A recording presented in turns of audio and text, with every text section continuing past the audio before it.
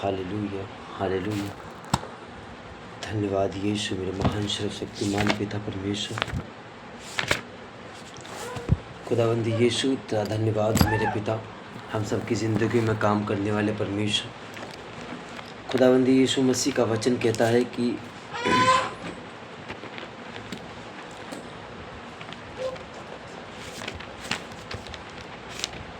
Hallelujah, कहता है कि वचन ऐसा कहता है कि परमेश्वर हमारा इतना महान और सर्वशक्तिमान परमेश्वर है।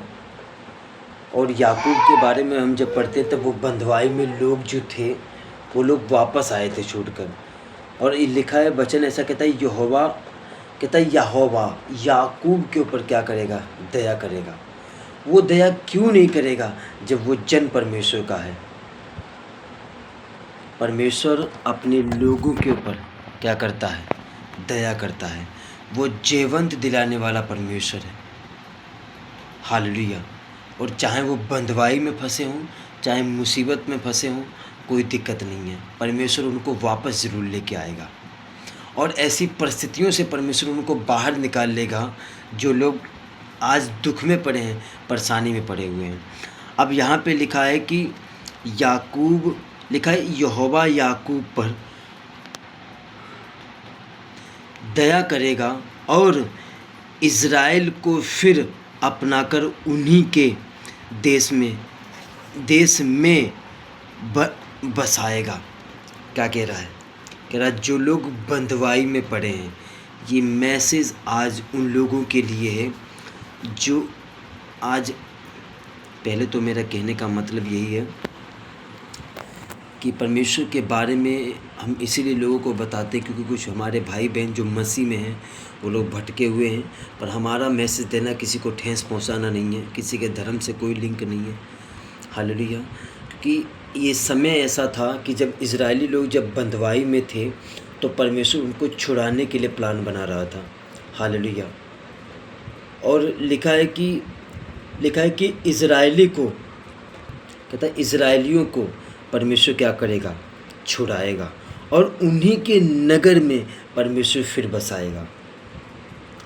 अब इजरायलियों को परमेश्वर क्यों बोल रहा था?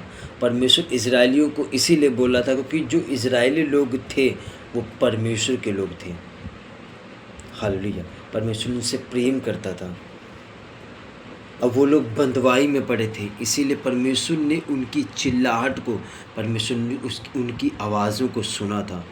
और आगे लिखा है कि और परदेसी उनसे मिल जाएंगे और अपने अपने को याकूब के घराने से मिला लेंगे। याकूब का घराना जो परमेश्वर में अभिषिक्त था। हालेलुया। और उन्हीं से मिलाने के लिए परमेश्वर ने क्या कहा कि उन्हीं से मेल मिलाप करने वाले वो लोग क्या करेंगे? हो जाएंगे। इजरायलियों पे परमेश्वर इसीलिए दया करता था क्योंकि वो लोग परमेश्वर के अधीन थे, जिसे आज हम लोग हैं। इसीलिए इजरायलियों से परमेश्वर प्रेम करता था। और जब जब वो मुसीबतों में पड़ते थे तब परमेश्वर उनको निकालता था। और कहता मैं इजरायलियों को छुड़ाऊंगा, बंधुआई से छुड़ाऊंगा और फिर वो अपने आप को याकूब का जो घराना था वो अभिषिक्त था उसके समान क्या कर लेंगे? मान लेंगे। हालेलुया। लिखा देश देश के लोग उनको उन्हीं के स्थान में पहुंचाएंगे और इजराइल का घराना यहोवा की भूमि पर उनका अधिकारी होकर उनके दास और दासियां बनाएगा, क्योंकि वे अपने बंधुआई में ले जाने वालों को बंदी बनाएंगे और जो उन पर अत्याचार करते थे उन पर वे शासन करेंगे। शासन का मतलब होता है हक करेंगे, अधिकार करेंगे।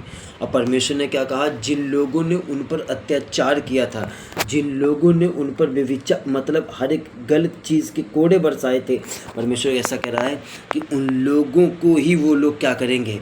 बंदी बनाएंगे। हालेलुया। उन्हीं लोगों को परमेश्वर कहता है जिन लोगों ने उनको बंदी बनाया था उन्हीं लोगों को परमेश्वर भी बंदी बनाएगा। आपका तन और मन परमेश्वर की ओर होना चाहिए, जैसे इज़राइलियों का था। इज़राइलियों की ज़िंदगी में एक ऐसा मोड़ आया था, ऐसा मोड़ आया था कि वो लोग निकलना तो चाहते थे पर निकल नहीं पा रहे थे। क्यों? क्योंकि वो लोग अपनी बुद्धि के कारण फँसे थे। पर जब परमेश्वर की बुद्धि उनके ऊपर चली तो परमेश्वर ने उनको एक आत्मा का रूप भेज कर परमेश्वर ने उनको आज़ाद कर लिया। हालेलुया। तो जैसे इज़राइली लोग हैं, वैसे आज हम सबको एक मसीह व्यक्ति की लाइफ में ऐसे होना चाहिए। मसीह परमेश्वर में एक विश्वास रखें और परमेश्वर के बताए हुए रास्ते पे चलें। परमेश्वर को आप जितना अपने पास लाओगे, परमेश्वर आपको उतना ही आशीष देगा। हालेलुया। पर जो चीज़ परमेश्वर ने ठहराई है, उसको कोई अलग नहीं कर सकता। तो God bless you all my YouTube family. परमेश्वर आप सबको आशीष और बरकत दे, बहुतायत के साथ परमेश्वर बढ़ाए। Thank you Jesus.